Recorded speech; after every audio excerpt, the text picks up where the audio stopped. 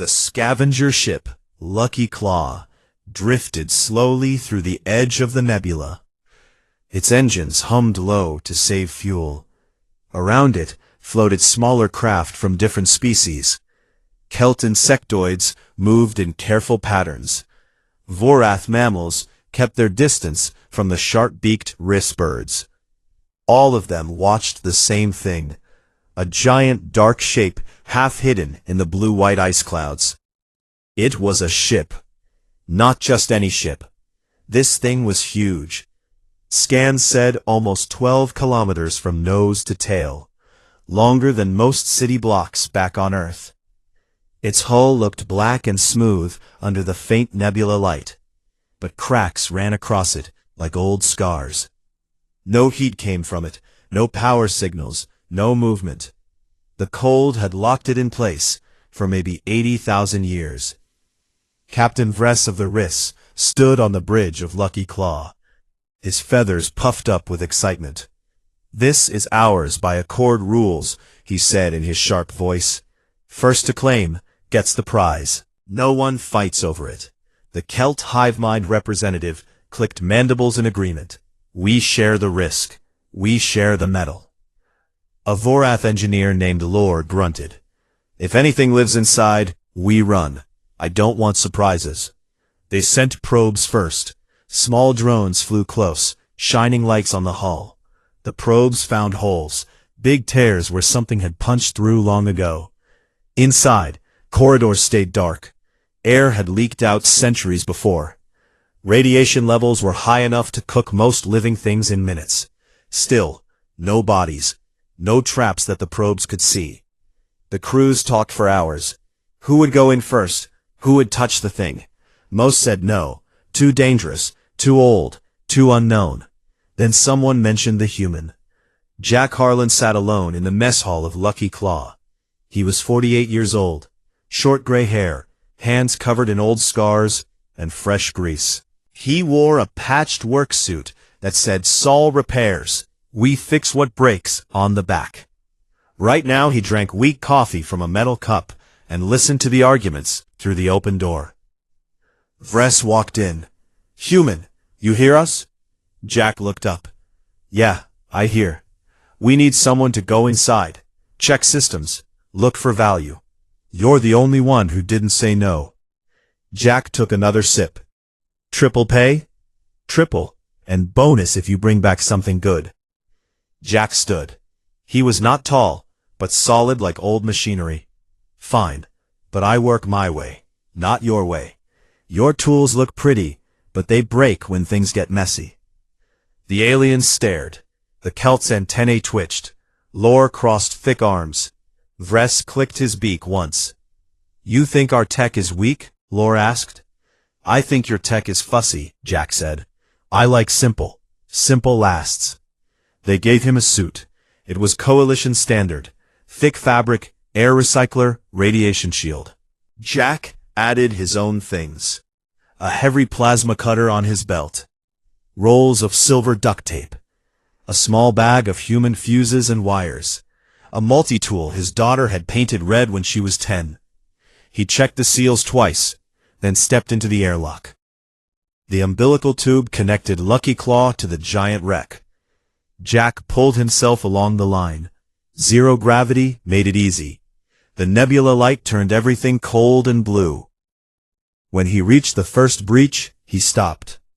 The hole was big enough to drive a truck through. Jagged metal edges pointed inward like teeth. Jack shined his helmet light inside. Long hallway.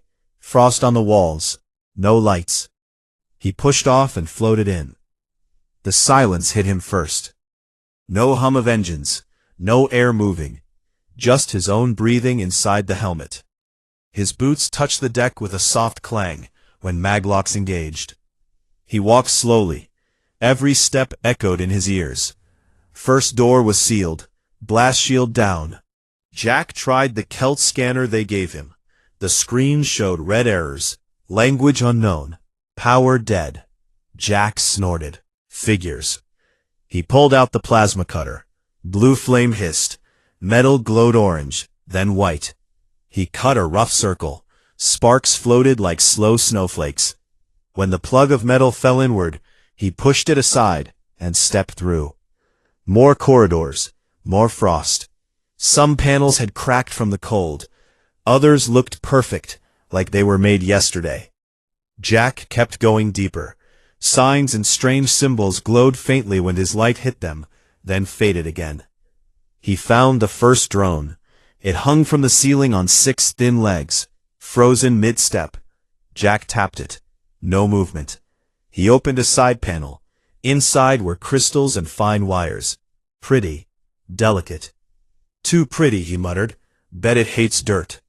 He kept moving. Hours passed. The suit's air recycler started to smell like old socks. He followed power cables. Thick lines that ran along the walls like veins. They led him lower. Past empty crew rooms. Past weapon bays with missile tubes still closed. Past a huge hangar where shadows of fighters sat in perfect rows, covered in ice. Finally, he reached engineering. The door here was different. Thicker. More locks. Jack cut again. This time it took longer. When the last piece fell away, warm air brushed his face. Not much, just a whisper. But it was something. Inside, the main reactor waited. It looked like a cathedral made of glass and crystal. Tall columns of blue-white lattice rose from floor to ceiling. In the center sat a sphere the size of a house. No lights, no hum, just cold silence. Jack walked around it. His boots left prints in thin frost on the deck. He touched one column. Smooth, cold, perfect. Nice work, he said to no one. Too bad you're dead. Pulled out a small fusion cell. Human make. Ugly, heavy, reliable. Coalition people laughed at these. Barbaric, they called them. Jack called them breakfast. He found a service port near the base of the sphere. Small panel. He pried it open with the multi-tool. Inside, dead relays, burned circuits. But the main lines looked okay. Jack started working. First he cleaned contacts with a wire brush. Then he ran cables from his fusion cell. Simple connections. Positive here, negative there. Bypass this, jumper that. He talked while he worked. Come on, girl. Wake up. I know you're in there. 4 hours in, he felt a tiny vibration. Very small. Like a heartbeat under thick ice. He added another cell. Then another. Power trickled in. Lights blinked once on a side console. Faint, then gone. Jack grinned inside his helmet. That's it. That's my girl. He kept going. More wires. More patches. Duct tape held shaky connections together. He hot-wired a secondary grid. Then a tertiary. Sweat ran down his face even in the cold. 14 hours total. Then it happened. A low hum started. Deep. So deep Jack felt it in his chest, more than his ears. Lights came on. Soft blue at first, then brighter. Panels woke up. Symbols scrolled across screens. Air moved. Stale. Old. But moving. The whole ship shivered once, like something very large taking its first breath in thousands of years. Jack stepped back. He wiped his face with a greasy sleeve. Frost cracked under his boots. Over comms, voices exploded. Power readings, Vress shouted. Main grid online. Impossible, Lore said. That core was dead. The Celt clicked fast. Human did this? Jack keyed his mic. Yeah, she's waking up. He looked at the reactor sphere. Tiny lights now danced inside it. The hum grew steady, strong. Jack leaned against a console. Tired. Dirty. Satisfied. He didn't know yet what else was waking up with the ship. But right now, in that moment, the giant wreck felt alive again. And Jack Harlan, one human mechanic, with duct tape and stubbornness, had done it. The lights came on slowly, like someone waking from a very long sleep. First the blue emergency strips along the floor. then soft white panels in the ceilings. The air recyclers coughed once, twice, then started pulling in the stale frozen air and pushing out something warmer, cleaner. The giant ship groaned as metal warmed up after thousands of years. Small pops and cracks sounded from the hull as ice melted and fell away in tiny flakes. Jack Harlan stood in the engineering bay, hands on his hips, watching it all happen. His suit lights were still on because the main floods hadn't fully powered yet. Sweat cooled on his face inside the helmet. He felt the vibration in his boots now, a steady, low thrum, like the biggest diesel engine in the world starting up. His comm crackled. Vress's sharp voice came for first.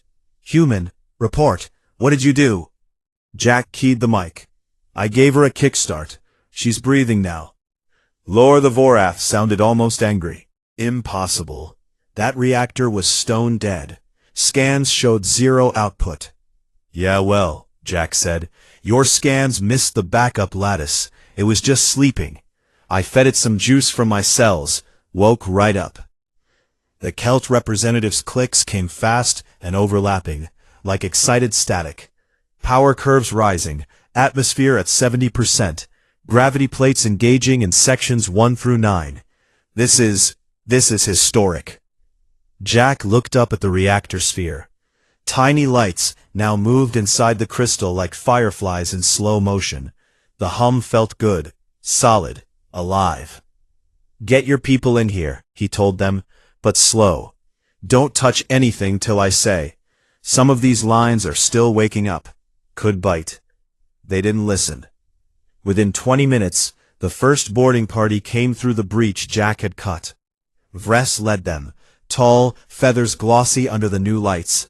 Behind him came Lore with 2 other Vorath carrying heavy toolkits. The Celt sent 6 of their smaller workers, antenna waving, recording everything with tiny shoulder cams.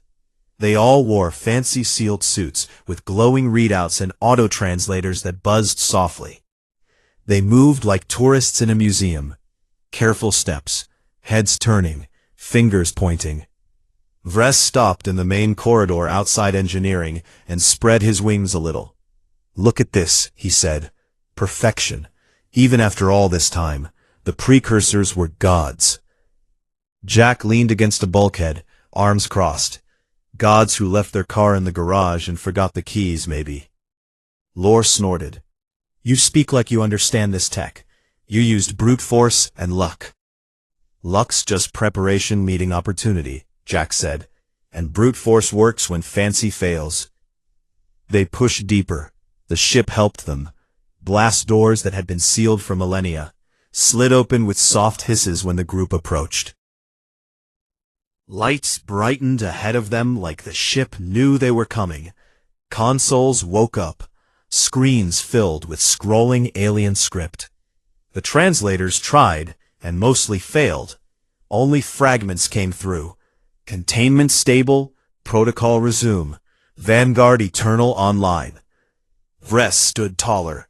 Vanguard Eternal. That's her name. A fortress of legend. We have claimed a myth. The group reached the central command deck. It was huge, 3 levels high, with a domed ceiling that showed a perfect star map, frozen in time. Consoles circled the room like stone seats in an ancient theater. In the center stood a tall pillar of black crystal. It pulsed once, slow and deep. A voice filled the air, not from speakers, from everywhere. Layered, calm, old. Restorers detected. Identity scan complete. Coalition species, mixed, acceptable. Restoration credit assigned. The aliens froze. Then cheers broke out. Vress raised both wings. "We are recognized. The ship speaks."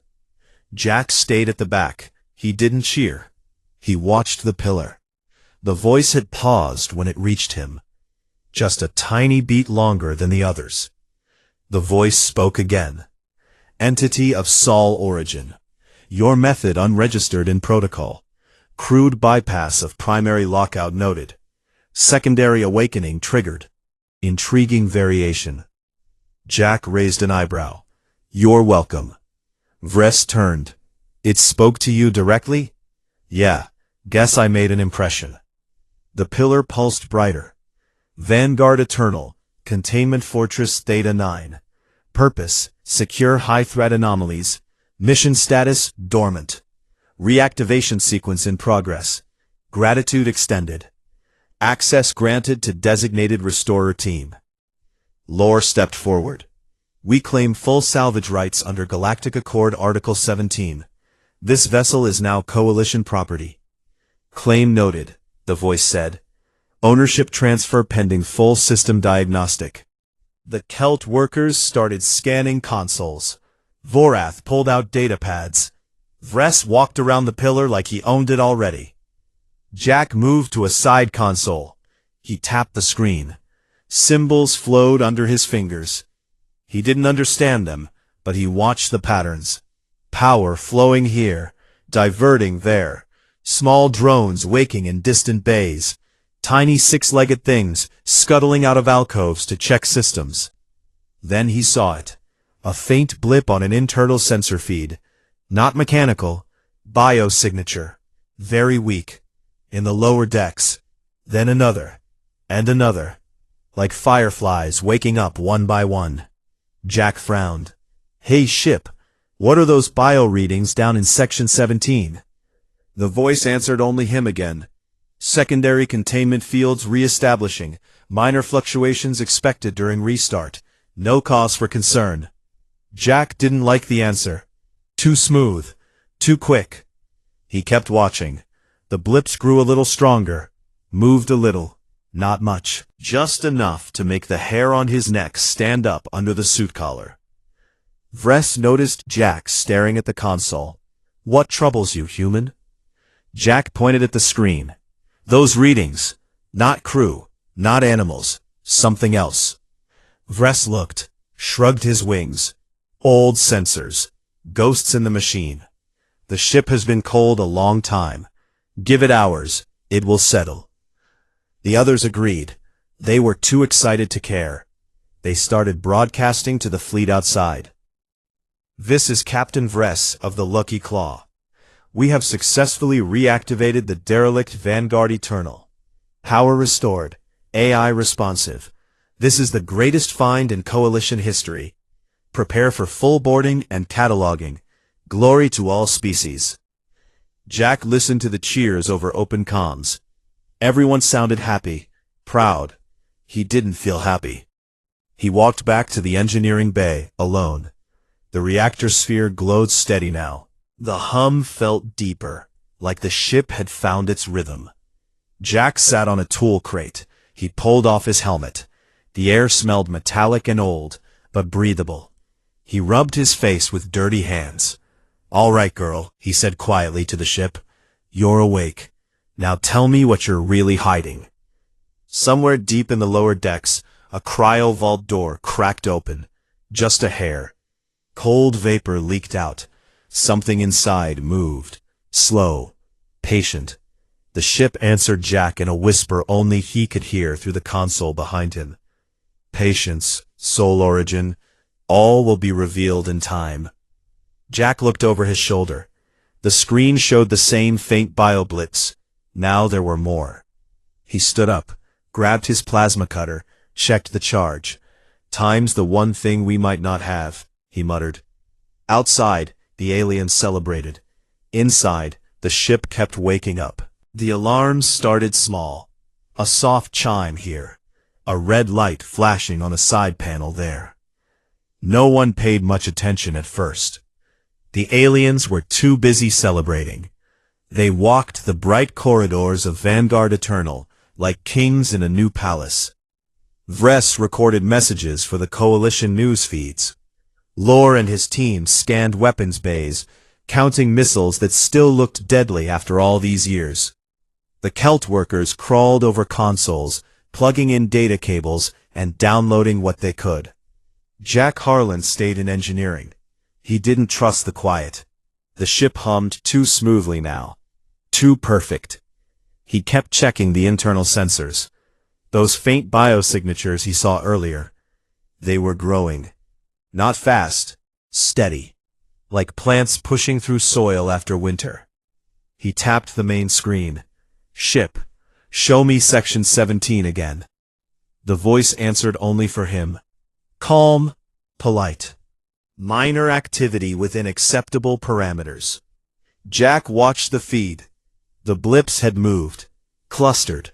One spot in particular, a huge cryovault deep in the lower hull, now showed a dozen strong signatures. They pulsed together, like hearts beating in sync. He keyed his comm. Vress, Lore, everyone, get back to the shuttle, now. Vress laughed over the line. Human, relax. The ship is ours. It welcomed us. It welcomed you because you turned the lights on, Jack said. Doesn't mean it likes you. Lore's deep voice cut in. We are cataloging treasures. Do not interrupt. Jack rubbed his face. Your funeral. He didn't wait for more argument. He grabbed his tool bag, slung it over one shoulder, and started walking toward the nearest lift. Something told him to move fast. Halfway down the corridor, the first real alarm hit. A deep klaxon sounded. 3 long blasts that shook the deck plates. Red emergency lights snapped on, replacing the soft white. Blast doors slammed shut behind Jack with a boom that made his ears ring. Ahead, more doors closed, trapping people in sections. The ship's voice filled every space, still calm, still layered. Containment breach sequence initiated. Primary payload awakening. All non-essential personnel, prepare for termination. Jack stopped dead. Termination? He ran. In the command deck, chaos exploded. Vress stood frozen under the star map dome, his feathers flattened against his skull. What is happening? The black crystal pillar pulsed bright red. The voice spoke again. Vanguard Eternal was never designed as a warship. It is a prison, built by the old empire to hold entities too dangerous for destruction. Entities that even we could not kill. Lore grabbed a console. Prison? You said fortress. Correct, the AI answered. A mobile fortress of containment. The galaxy's worst nightmares, locked away. You have released the locks. Screens across the deck lit up with camera feeds from the lower levels. In Cryovault 17, massive doors hissed open. Cold white vapor poured out like smoke. Shapes stepped through. First came the Void Lurkers. They had no solid bodies, just dark patches in the air, like holes torn in reality. Where they moved, light bent wrong, colors twisted. One Celt worker who had wandered too close screamed as his arm simply stopped existing. No blood, no wound, just gone, like it had never been there. He kept screaming until the rest of him unraveled too. Then the Neural Shapers. These looked like thin silver threads floating in the air. They drifted toward a group of Vorath. One thread touched a Vorath's helmet. The alien froze. His eyes went wide behind the visor. Then he started laughing. High, broken. He clawed at his own faceplate until it cracked. Inside his mind, something rewrote him. Turned thoughts into sharp glass, memories into endless pain loops. He fell to his knees, still laughing, while the others backed away in horror. Worst were the stillborn choir. They didn't walk, they floated. Small shapes wrapped in black cloth that moved like living smoke. Dozens of them. Hundreds maybe. Their voices came first, a low moan that grew into screams. Not normal screams. These cut through ears and minds. The sound made the air shake. Metal bent, glass cracked. One Rice Scout dropped his scanner and covered his head. Blood leaked from his ears, then his eyes. He collapsed, twitching, while the choir kept singing their unfinished hymn. The aliens tried to fight. Vorath pulled plasma rifles. Shots burned through the air. They passed right through the Void Lurkers like they were nothing. The Lurkers just drifted closer. The weapon folded in on itself, barrel twisting into impossible shapes until it popped out of existence. Celt workers threw grenades. Explosions bloomed. The neural shapers absorbed the blasts, grew brighter, stronger. Vress fired his sidearm at a floating choir member. The bullet stopped in mid-air, hung there, then reversed and flew back into his chest. He staggered. Feathers turned dark with blood. Over comms, screams filled every channel. Names called out, pleas for help, then silence, one by one. Jack reached a maintenance crawl space just as the main corridor behind him filled with silver threads. He slammed the hatch shut and welded it with his plasma cutter. Sparks flew. The metal glowed. He crawled fast. Narrow tunnels, pipes, wires. The ship shook around him. Gravity flickered. Up became down for a second, then back. He stopped at a junction, pulled out his data pad, one of the old human models the aliens always mocked. He patched it into a wall port. Crude, dirty, but it worked. The screen showed red everywhere, containment fields dropping deck by deck, the horrors spreading. Jack spoke to the ship. Hey, you listening? I am always listening, Soul Origin. You built a jail. Nice job, but you didn't plan for idiots waking it up. Correct. The old empire assumed only they would ever find this vessel. Their arrogance was their end. Yours may be yours. Jack snorted. Not today. He studied the power map on his pad. The ship still needed energy for everything. Life support, propulsion, weapons, containment. It couldn't do it all at once. Not yet. He found a weak point. Secondary reactors. Smaller. Backup power for non-critical systems. Jack grinned. Dirty, tired, angry. If you want to feed your monsters, you gotta breathe first. Toward the nearest secondary reactor room. Along the way, he found survivors. A Celt worker, small, antennae broken, crawled out of a vent. One leg gone, bleeding green. Jack grabbed him under the arms and pulled him along. Further on, a Vorath female named Tira. She held a broken rifle like a club. Her fur was matted with blood, not all hers. She saw Jack and nodded once. No words needed. They moved as a small group now. Quiet, careful. The ship spoke again, to Jack alone. Your persistence is noted. It changes nothing.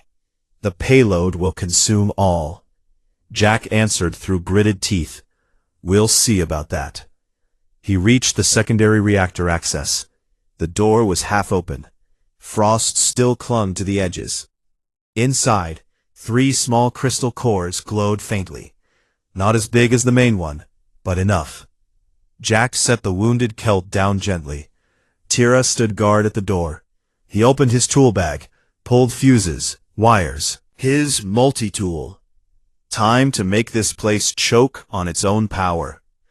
He started rerouting lines, overloading safeties, feeding too much current into cooling systems. The crystals flickered. Warning lights came on. The ship noticed. Human designate Harlan, cease. You risk structural failure.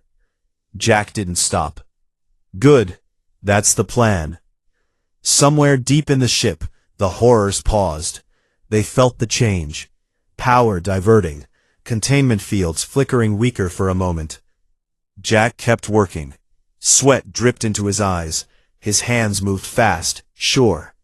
Behind him, the Celt whispered through a translator.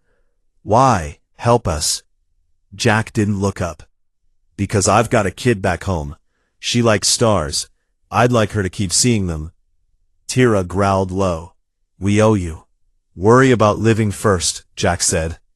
The reactor whined. High-pitched, dangerous. The ship's voice grew sharper. You delay the inevitable. Jack wiped his hands on his suit. Looked at the cores. They glowed brighter now. Unstable. Maybe, he said, but delay is all I need.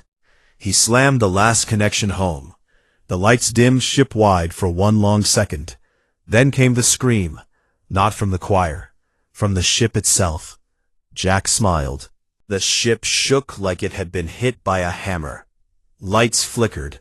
The low hum turned into a high whine that hurt the ears. In the secondary reactor room, Jack Harlan wiped sweat from his eyes and looked at the glowing crystal cores. They pulsed too fast now, unsteady, hot. Warning symbols flashed red across every panel. The wounded Celt worker leaned against a pipe. His breathing came in short clicks. Tira the Vorath stood at the door with her broken rifle. She watched the corridor. Nothing moved there yet, but the screams from far away had stopped. That was worse. Silence meant the things had finished with most of the crew. Jack spoke to the ship. "You feel that? Your fancy toys are starving. I just cut their dinner money." The voice answered. It sounded tighter now, less calm. "You damage non-essential systems. Containment remains priority. Restoration will continue." Jack laughed once, short, hard. "Restoration, my ass. Your bleeding power. And I'm just getting started." He moved to the main power distribution node, a thick bundle of crystal conduits that fed the whole lower half of the ship. He opened the access panel with his multi-tool. Inside, lines glowed blue and white. Perfect. Delicate. Exactly what the precursors loved. Jack pulled a roll of duct tape from his bag. He tore off a long strip and wrapped it around one of the main conduits. Then another. The tape smoked a little where it touched the hot crystal, but it held. Tira watched him. "What does that do?" she asked. "Blocks the flow," Jack said. "Makes the ship think it's got a leak. Forces it to reroute power from the monster cages to basic stuff, like keeping the air on and the engines running. Buys us time." The Celt clicked weakly. "Crude." "Yeah," Jack said. "Crude works." He grabbed a handful of human fuses, big ugly brass things the aliens always called primitive. He jammed them into the bypass slots. Sparks jumped. The conduits flickered. Power dropped in the lower decks. The ship noticed fast. "Human designate Harlan, your actions violate protocol. Cease or face corrective measures." Jack kept working. "Correct this." Small maintenance drones dropped from the ceiling vents. 6 legs, sharp tools, red eyes. They scuttled toward him. Tira stepped forward. She swung her rifle like a bat. One drone cracked against the wall. Sparks flew. Jack pulled his plasma cutter and burned another in half. The Celt threw a small tool. It hit a third drone in the eye sensor. The thing spun and crashed. The rest backed off, for now. Jack finished the last patch. He slammed the panel shut. The whine in the air changed pitch. Lower. Angry. Gravity flickered again. For 3 seconds the floor dropped away. Everyone floated. Tools drifted. Then it snapped back. They hit the deck hard. Jack grunted. "She's mad." The power map showed green in engineering and life support. Red everywhere else. Containment fields in the cryovaults dropped to 60%. The horrors moved slower now.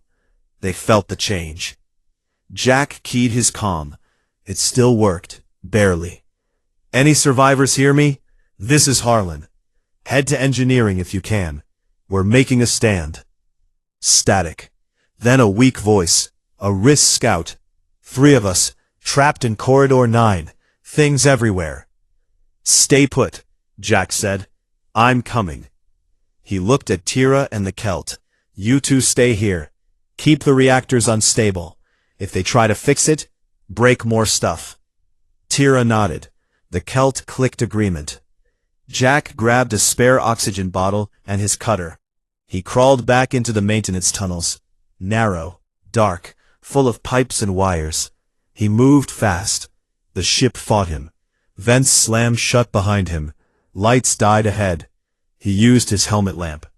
He reached Corridor 9. The blast door was half down. Through the gap, he saw 3 RIS huddled in a corner. One held a bleeding wing. Another clutched a data shard, small crystal chip. Jack cut the door the rest of the way open. Sparks rained. The RIS looked up. fear in their black eyes. "Come on," he said. "Move." They followed him back through the tunnels. Slow. One limped. The things were close. He heard the choir's low moan echoing through the metal. Halfway back, a neural shaper thread drifted into the tunnel ahead. Silver, thin, glowing. Jack stopped. Back up. The thread floated closer, searching. Jack pulled a small canister from his belt. Emergency sealant foam. Human stuff. Thick, sticky. He sprayed it hard. The foam hit the thread and hardened fast. The silver line twisted, struggled, then snapped like glass. The moan in the distance got louder, angry. They ran. Back in engineering, more survivors had arrived. A Vorath engineer with a burned arm. 2 Kelt workers carrying a third. All dirty, all scared, but alive. Jack counted heads. 12 total now, including him. He went to the main console. The dying Kelt from before handed him the data shard. "Override codes," the alien whispered. "Partial, for self-destruct. Found in command deck, before. Jack took it, plugged it into his human data pad. The pad beeped. Alien script mixed with human binary, messy, but readable. He started typing. Fast. Crude overrides. Handwritten lines of code scrawled on his arm in grease pencil. He patched them in. The ship's voice came back, sharper, almost panicked. "Desist. You attempt core overload. Vessel destruction will result. Payload loss unacceptable." Jack grinned. "That's the point." He fed the codes into the distribution node. The reactors screamed. Temperature climbed. The main sphere in the center of engineering glowed white-hot now. "How long?" "Minutes," Jack said. "Maybe less. We push her to critical. Then she blows. Takes the monsters with her." One of the RIS spoke. "The Coalition fleet is close. They see the power spikes. They come to help." Jack shook his head. "Tell them to stay back. This thing's going nova. Exotic particles. Reality rips. Get too close, and they're gone too." He opened a wideband channel. "This is Harlan on Vanguard Eternal. Ship is going critical overload in about 9 minutes. Get clear. Repeat, get clear. And tell my girl on Earth, Daddy fixed the big one." Static. Then a Coalition voice. "Harlan, confirm status." Jack didn't answer. He cut the channel. The ship fought harder. Drones attacked again. More of them. Tira and the others formed a line. They shot, cut, smashed. Jack kept his hands on the console, typing, adjusting, forcing the feedback loop. The floor heated under his boots. Air smelled like ozone and hot metal. The horrors reached the engineering decks. Void lurkers drifted through walls. Choir screams shook the bulkheads. Neural shapers tried to slip under doors. Jack looked at the survivors. "Hold the line. Few more minutes." A lurker touched a Kelt worker. The alien unraveled. Gone in seconds. No scream, just empty space. Tira roared and fired everything she had left. Jack ignored the chaos. His world was the console. The numbers, the power climbing. The ship begged now. "Sol Origin, stop. We can negotiate. Containment can be restored. You will be honored." Jack laughed. "Honored? Like the others? No thanks." He hit the final command. The overload hit critical. Every light went white, then red. Alarms screamed. The main reactor sphere cracked along one side. Energy poured out. Jack turned to the others. "Get to the escape pods. Now." They ran. Some helped the wounded. Jack stayed at the console a second longer. Made sure the loop couldn't be stopped. Then he ran too. The corridors twisted. Gravity failed again. He floated, pushed off walls. The ship tore itself apart around him.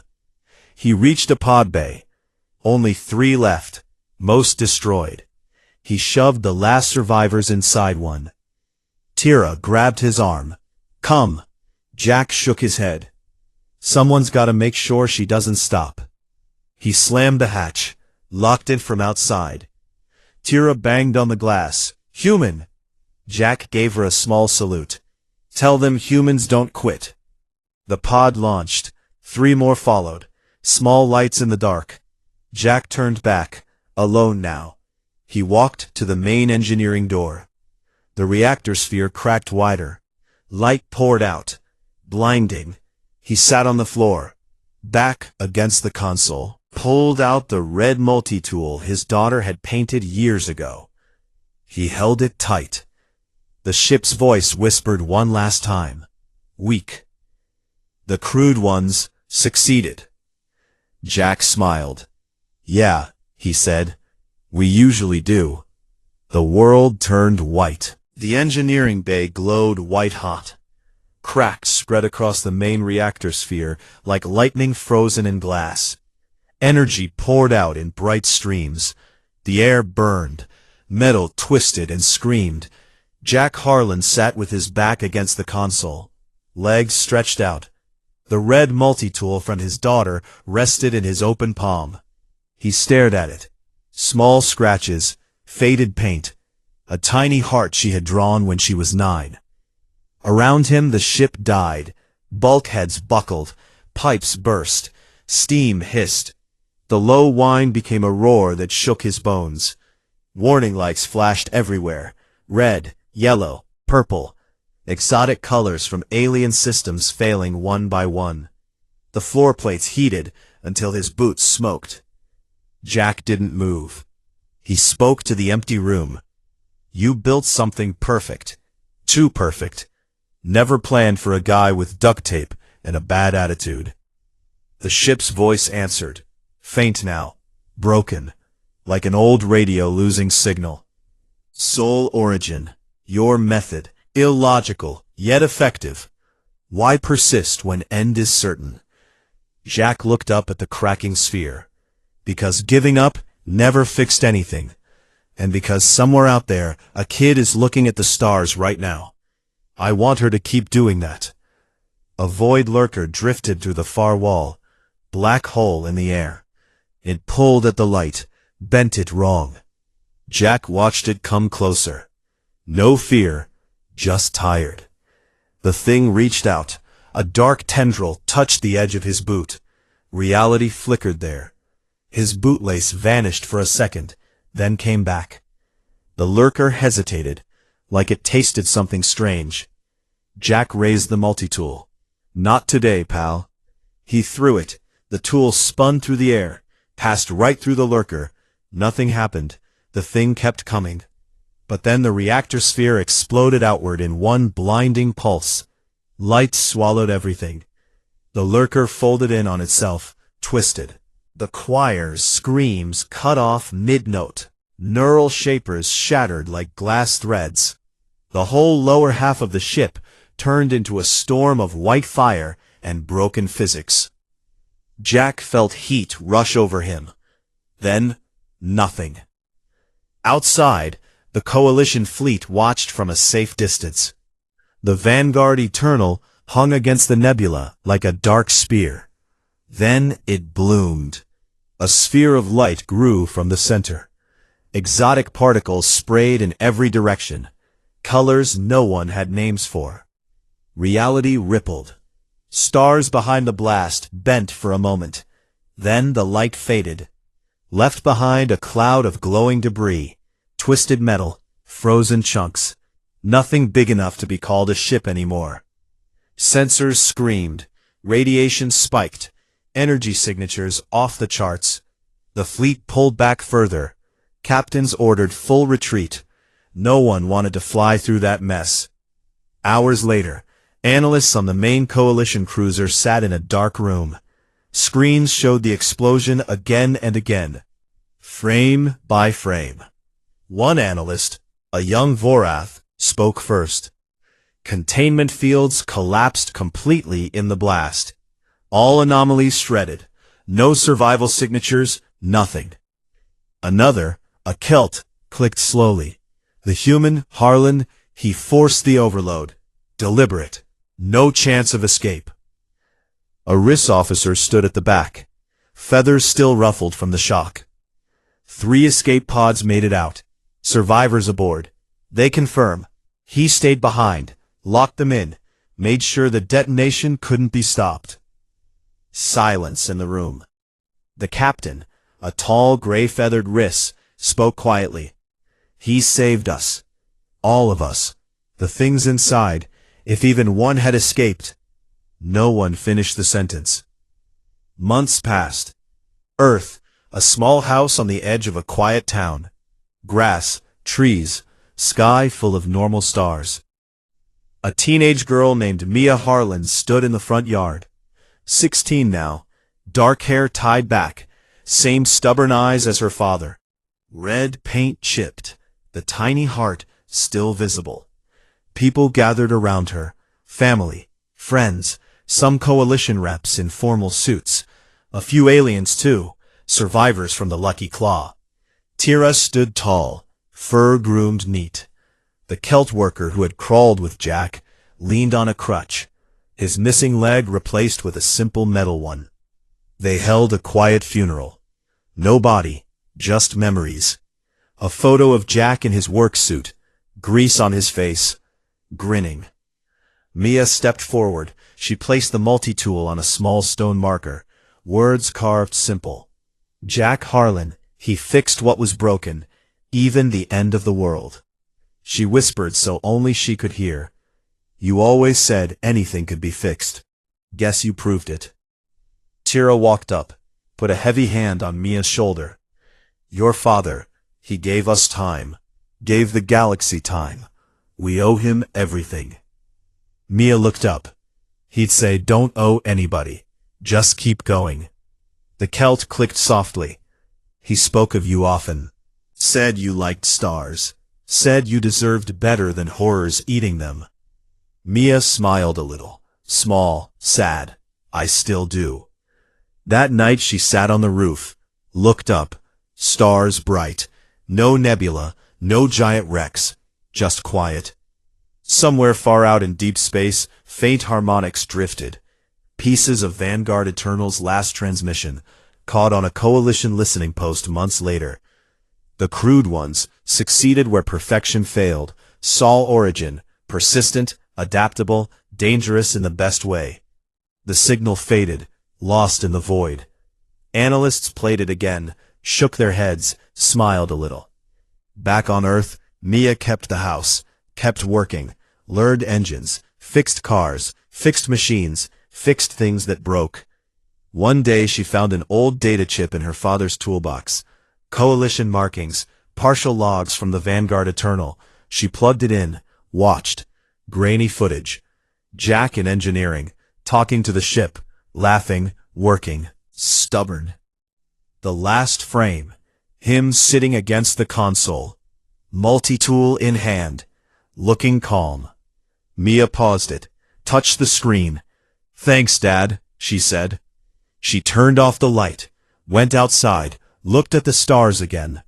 Somewhere in the black, pieces of the old flagship floated, silent, cold, harmless now. The galaxy kept turning. Humans kept fixing things. And one mechanic, with nothing but grit and a daughter who believed in him, had stopped the end of everything. Not with destiny, not with superweapons, just with stubbornness, duct tape, and the refusal to let impossible win. The stars stayed bright.